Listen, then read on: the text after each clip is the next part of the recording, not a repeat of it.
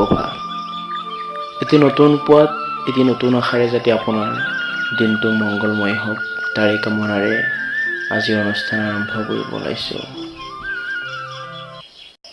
কবিগুৰু ৰবীন্দ্ৰনাথ ঠাকুৰে কৈছিল, নিৰক্ষৰতা মানেই জ্ঞানহীনতা নহয়। আজি শুক্ৰবাৰ 2018 বৰ্ষৰ আগষ্ট মাহৰ 10 দিন।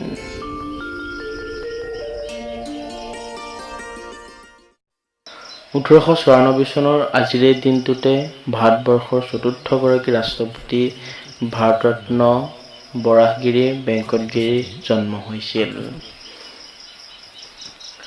1860 চনৰ এই দিনটোতে ভাৰতৰ সংগীতৰ নৱযুগ সূচনা কৰোঁতা বিষ্ণুনাৰায়ণ ভাতখাণ্ডেৰ জন্ম হয়।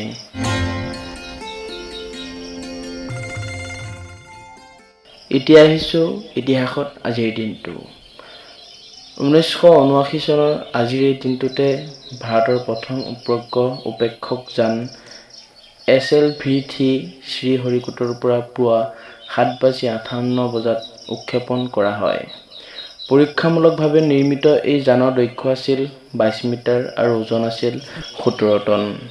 উল্লেখ যে উৎক্ষেপণৰ 5 মিনিট 15 ছেকেণ্ডৰ পিছতে ই ধ্বংসপ্ৰাপ্ত হয়।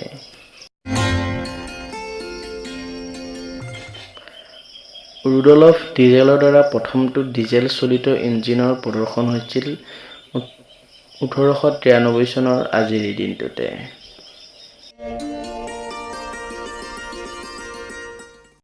আজি ইকুৱাডৰ স্বাধীনতা দিৱস।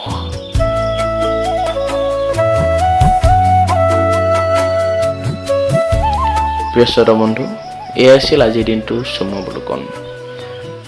প্ৰিয় শ্ৰোতা বন্ধু, ইউটিউবত প্ৰথমটো চেনেল, যিটো চেনেলত আজিৰ দিনটোৰ ইতিহাস আৰু আজিৰ দিনটোৰ বিষয়ে কোৱা হৈছে।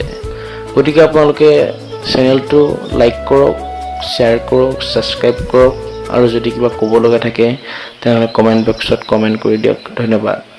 কাইলৈ আকৌ পোৱাৰ আশাৰে আজিলৈ বিদায়।